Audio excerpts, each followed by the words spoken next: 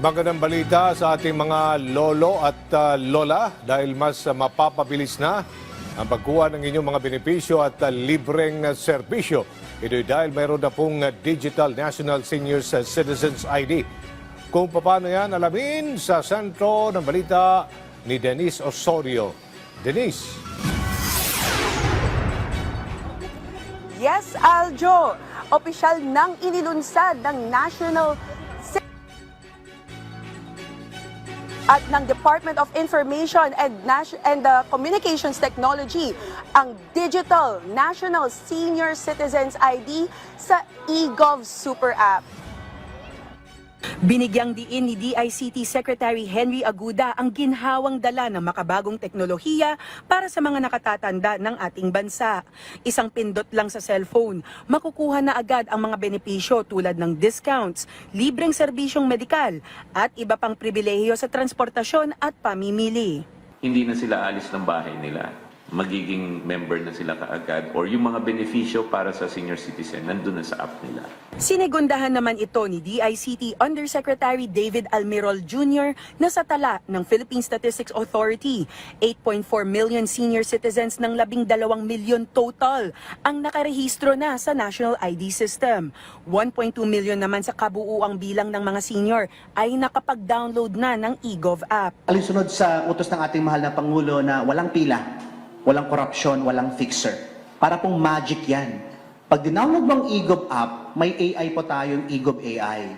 Okay? Pag alam niyang ikaw talaga yung tao na yon, kaya wala na rin pong peke, okay, na ID ngayon.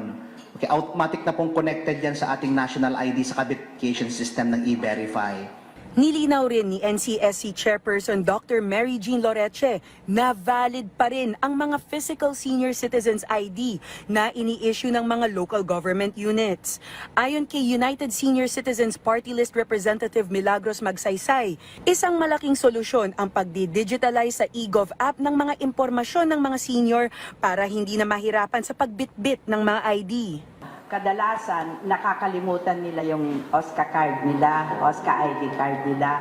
So, alam mo naman itong mga agency, mga establishments, naghahanap lang ng rason para hindi sila mabigyan ng discount. Halos lahat naman ng seniors may cellphone.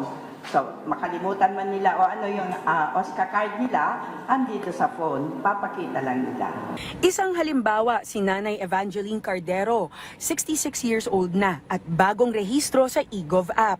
Ayon kay Nanay Evangeline, madali at kaginhawa ang paggamit ng eGov app. Hindi mo na kailangang bitbitin yung unang mong kung makalimutan mo, pakikita mo na yung apps mo na meron kang ganong na appointment, na meron ka talagang pinirmahan.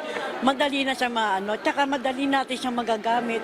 Oras na gamitin natin, kunwari may manang bubuli. Kwento pa ni Nanay Evangeline, nagpatulong siya sa kanyang manugang para i-double check ang mga detalyeng inilagay niya noong una niyang binuksan ng eGov app para hindi siya magkamali. Maraming salamat, Denise Osorio.